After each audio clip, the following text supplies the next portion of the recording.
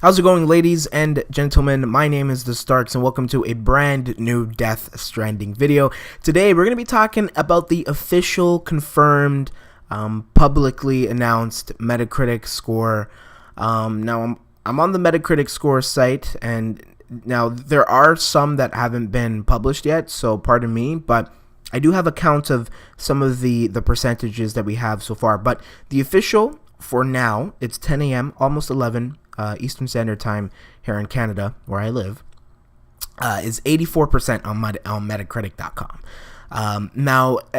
To categorize it, I actually did my own list here, but essentially the critic score distribution is 59 positive, 11 mixed, and 1 negative. So I guess in a way we could contribute that as 12 mixed technically, because I guess not, but because there's only 1 negative. But point of the matter is, to get like a more in-depth score for these, there's 1300s so far, because again, some publishers haven't released their stuff, like Kotaku and other publishers. I'm going to count it in a sec, but then there's also 2890s so far, 1780s so far, 870s so far, 460s, and then there's of course 135%. Now, as for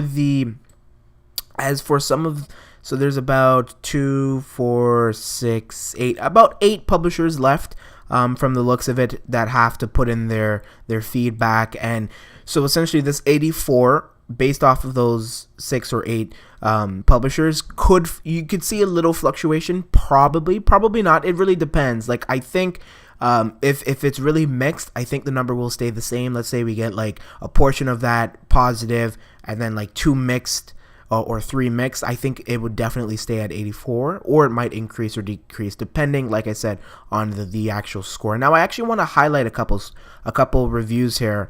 One being the one from the sixth access, pardon me, because Hideo Kojima and a lot of people have really highlighted this guy's this individual's, I think it's a man who wrote it, but nonetheless, that doesn't really matter.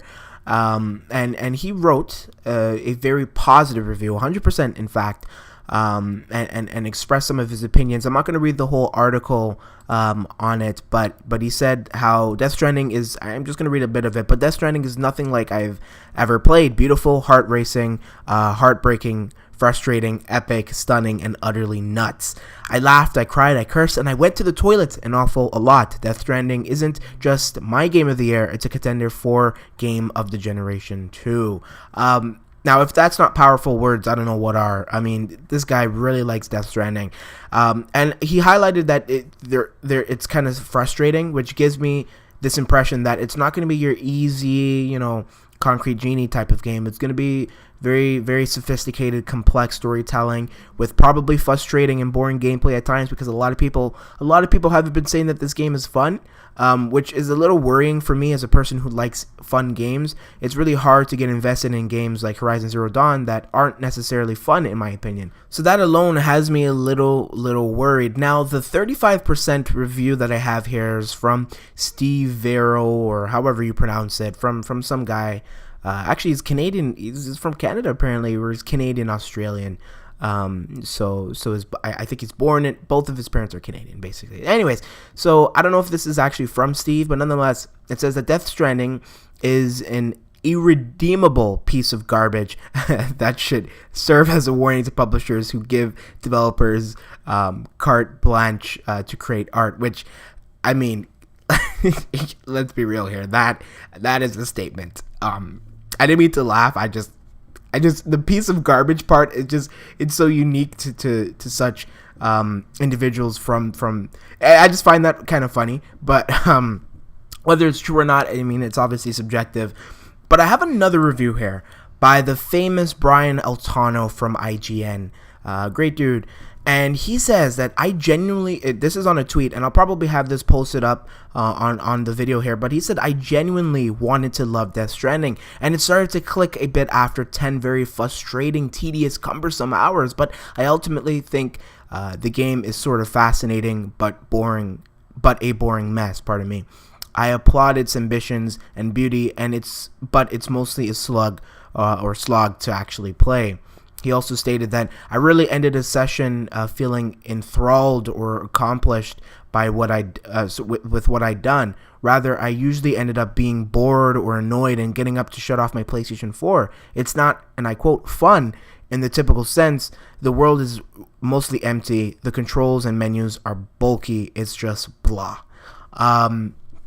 Which, I mean, I was really feeling it. I was like, okay, there's a couple negative, a couple mixed reviews. Overall, I mean, I'd argue it's a little, the reviews overall are kind of mixed because people, but you know, it has an 84, which isn't bad, but if it's not fun and if the controls and menus are bulky, which we've seen, the menus looked horrible in my opinion. If it's boring, a boring mess, if it's tedious and frustrated, listen, this guy's played a lot of games. I, on the other hand, despite being a gamer, despite being a YouTuber, haven't played as many, probably because, one, he's older, two, he does it for a living pretty much, or I guess some version of what he does incorporates playing games, and my job doesn't incorporate games. In fact, not opposite. And if he doesn't find it fun and he finds it boring and tedious and frustrating, I'm going to hate the game. And I really want to give this game a chance, but I don't want to feel obligated to pay, pardon me, in Canada, it's like almost $100 for this game, and feel like it was a slap to the face. I feel like my money wasn't there. I didn't get what I paid for. You know, it sucks because I too want to enjoy Death Stranding. I want to give it all that I can, but if the story is the only thing that really keeps it up and the graphical fidelity of it, but everything else from gameplay to just the overall pacing of the game, perhaps even tone, I know I saw another review that said it had weird just weird cameos, which I mean we've seen. I know Conan, I think was the guy is in it. The Guerrilla Games, I think president. There's just weird cameos. People were saying Monster apparently is in it. The brand, like what? But I mean, besides that, like the story is great, I hear. But like if the gameplay isn't what keeps it up, it's like then what does, right? So I'm a little worried. I am a little worried. I want to get it. Like I even have this video planned for like the day that I do end up getting it. But I'm not doing any special unboxings like I did for Days Gone. Because I don't want it to disappoint me as heavily as Days Gone did. But we'll see what happens. Of course, this isn't finalized. This 84% is not a final Metacritic score because there are a couple reviews still out there. And depending on the way those scores end up happening, that this 84 number may fluctuate either positively or negatively. Nonetheless, 80, no more than 80 or 90 is going to be achieved here.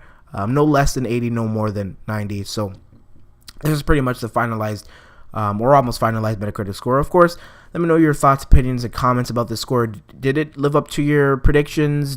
I mean, it didn't live up to mine. I guessed 92, and I don't know why, which was kind of disappointing. I guessed a 92, and I wasn't close. I think my 89% prediction was the closest, but, 84 so far is what it has. So comment below. If it came close to your prediction, and if you agree with some of the reviews. If you don't, let me know in the comment section below. Of course, if you're new to my channel, subscribe and like the video if you haven't already. And with that being said, I've been TheStarkz. Peace.